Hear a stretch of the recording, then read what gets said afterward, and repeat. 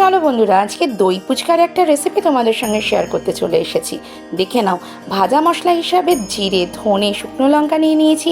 আর ফুচকা যেহেতু করছি, ফুচকার পাঁপড়, দই, টমেটো সস আর ভাজা মশলাটা নিয়ে রেখেছি। ভাজা মশলাটা দেখালে আমি সব কিছু ড্রাই রোস্ট করে ভালো করে গুঁড়ো করে রেখে দিয়েছি। আলু সেদ্ধ আর কাঁচা লঙ্কা সেদ্ধ করেও রাখা আছে। তো তার আগে চলো ফুচকাগুলো ভেজে নিই।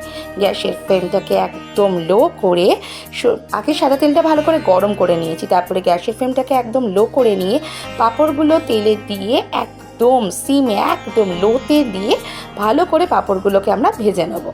তো দেখো, পাঁপড়গুলোর এক পিঠ ভাজা হলে ওটা নিজে নিজেই কিন্তু বলের মতন উল্টে যাচ্ছে। তো ওই অত মাখি কাটাকাটির ঝামেলা ছেড়েই তোমরা কিন্তু এই পাঁপড়গুলো যদি দোকান থেকে কিনে আনো আর এইভাবে তেলে ভেজে নাও, তাহলে কিন্তু দারুণ হয়। বেশি ঝামেলা নেই, খাটনি নেই, আর ফুচকাগুলো খেতে কিন্তু জাস্ট ওয়াও। আমরা যেগুলো দোকানে খাই, রাস্তায় খাই, সেই ফুচকাগুলোর থেকে এগুলো একটু অন্যরকম। আমার তো মনে হয় খেতে খুব ভালো লাগে, একটু মুচমুচ করে, অনেকক্ষণ ধরে এটা বেশ শক্তই থাকে, নরম হয়ে যায় না।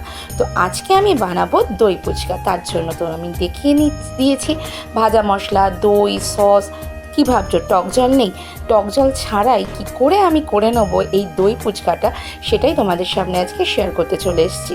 ফুচকাগুলো ভাজা কিন্তু একদম হয়ে গেছে। এখানে একটা বাটির মধ্যে আমি 4 চামচ চিনি নিয়ে নিয়েছি। চিনির মধ্যে আমি অল্প একটু জল দিয়ে একটু চিনিটাকে গলিয়ে নেবো। খুব শিরা করতে হবে না, জাস্ট চিনিটাকে গলিয়ে নিয়ে একটা পাতলা রসের মতন করে নিলেই আমার কিন্তু হয়ে যাবে। আর বন্ধুরা, তোমরা সবাই কেমন আছো? আশা করি সকলে খুব ভালো আছো। আমার চ্যানেলে তোমাদের সকলকে স্বাগত জানিয়ে আজকে ফুচকার একটা রেসিপি তোমাদের সঙ্গে শেয়ার করতে চলে এসেছি। আর চলো, ফুচকা যেহেতু হবে সেখানে তো আলু মাখাটা মাস্ট। আর আলু মাখা যত ভালো হবে, ফুচকার টেস্ট তত বেশি ভালো হবে। তো আলু সেদ্ধ করে নিয়ে রেখেছিলাম, দেখতেই পেয়েছো। আলুগুলো কিন্তু খোসার সমেত সেদ্ধ করতে হবে। আর এই দেখো, 2 বাটি ভর্তি ভর্তি ফুচকা কিন্তু একদম রেডি। আর বন্ধুরা, এই ফুচকার পাঁপড়গুলো কিন্তু বেশি দামও না, 10 টাকার শ। তো আমাদের এখানে দোকানে 10 টাকার শ, জানি না তোমাদের ওখানে কীরকম, প্যাকেটও পাওয়া যায়। তোমরা এটা লুজ দোকান থেকে কিনে এনে বাড়িতে তেলের মধ্যে ভেজে নিতে পারো, দারুণ হয়। কথাটা শুনে অবশ্যই কিন্তু একবার ট্রাই করো। আর খোসা সমেত আলুটা থেকে খোসাটাকে ছাড়িয়ে নিয়ে, সেদ্ধ আলুটা থেকে খোসা ছাড়িয়ে নিয়ে এর মধ্যে একে একে দিয়ে দিলাম, দেখো আমি নুন, লঙ্কার গুঁড়ো, আর এইটা দিচ্ছি আমি ম্যাগি মশলা। যেহেতু টক জল আমি ব্যবহার করব না, সেই জন্য আমার আলু মাখাটার মধ্যে কিন্তু একটা অন্যরকম স্বাদ আনা চাই, তাই না? তো ম্যাগি মশলাটা কিন্তু মাস্ট। ম্যাগি মশলা ছাড়া কিন্তু এই আলুটা কিন্তু মেখো না বন্ধুরা, তাহলে কিন্তু সেই স্বাদটাই আসে না। তো ম্যাগি মশলা দিয়ে ভালো করে আবার চটকে চটকে মাখতে হবে। আর আবার বলছি, আলুটা যদি ভালো করে মাখো, তাহলে দোকানে রাস্তার ফুচকাওয়ালার থেকে এই ফুচকার স্বাদ কোনো অংশে কম হবে না। তার মধ্যে দিয়ে দিলাম ভাজা মশলা। আবার বলছি, জিরে, ধনে আর শুকনো লঙ্কা ড্রাই রোস্ট করে ভালো করে গুঁড়ো করে রেখে দিয়েছি। আর আলুটার মধ্যে বেশ অনেকটা পরিমাণে ভাজা মশলাটা দিয়ে ভালো করে এবারে ডোলে মুছে ভালো করে চটকে চটকে আলুটাকে মেখে নেবো। তো চলো, এদিকে আমার আলুটা মাখা হোক। আর যে বন্ধুরা আমার চ্যানেলে আজকে নতুন আসছো আর এই রেসিপিটা দেখছো, তাদের উদ্দেশ্যে বলবো, আমার চ্যানেলে আরও অনেক রেসিপি আছে, তোমরা দেখে নিতে পারো। আরও নতুন নতুন রেসিপি পাওয়ার জন্য প্লিজ চ্যানেলটাকে সাবস্ক্রাইব করে দেওয়ার অনুরোধ রইল। পাশে থাকা বেল নোটিফিকেশনটাকে অন করে রেখো। তো আলু মাখা কিন্তু আমার একদম রেডি। তার মধ্যে কয়েকটা ফুচকাও ভালো করে গুঁড়ো গুঁড়ো করে নিয়ে এর মধ্যে মেখে নিচ্ছি। আর চলো, এবারে সস রেডি করার পালা।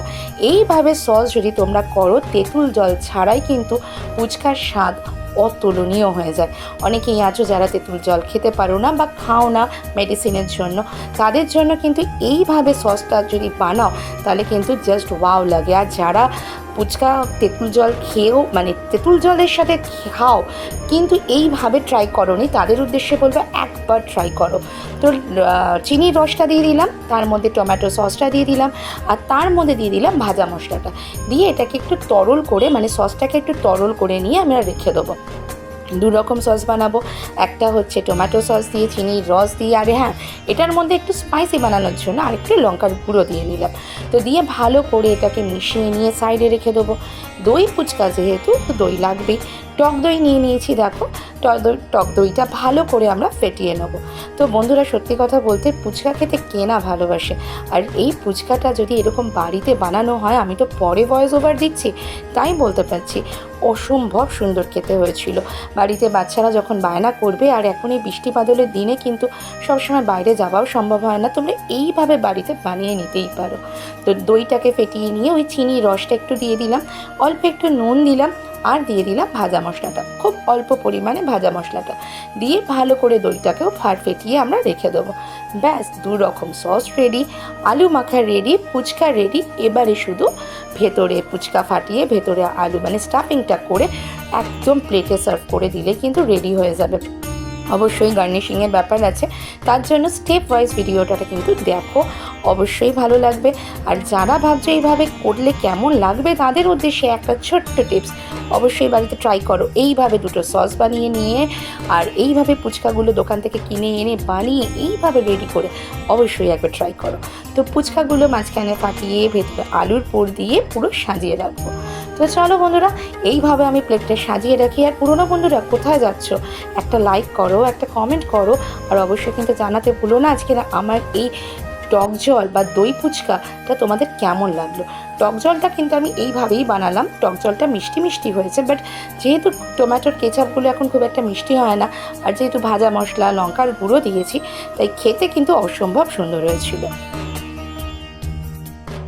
তো ফুচকার মধ্যে আলুর পুর কিন্তু ঢোকানো হয়ে গেছে।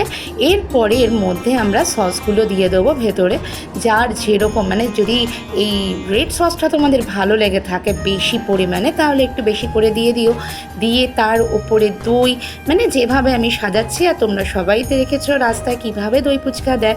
তো এতগুলো ফুচকা আমরা কিন্তু এক একজন এক একটা প্লেট করে খেয়েছি, জাস্ট ইয়াম্মি খেতে হয়েছিল। দইয়ের পরিমাণটাও একটু বেশি করে দিয়ে দিও, আমি ভেতরে অল্প অল্প করে দিয়ে তার উপরে অনেকটা করে দিচ্ছি। আর এই ফুচকাগুলোর মধ্যে সস দই দেওয়ার পরেও কিন্তু অনেকক্ষণই ফুচকাটা একদম শক্ত হয়েছিল, কুড়মুড়ে ছিল। আর নরম ফুচকাগুলোতে যদি বেশিক্ষণ দিয়ে রাখা হয়, তাহলে কিন্তু ফুচকাগুলো মানে যেহেতু পাতলা হয়, সে কিন্তু ফেটে যায় বা নরম হয়ে যায়। তো এইভাবে দেখো আমি পুরোপুরি ফুচকাগুলোর ভেতরে দই, টমেটো সসের ওই সসটা সব কিছু দিয়ে ভালো করে গার্নিশিং করে নিচ্ছি বা সাজিয়ে নিচ্ছি।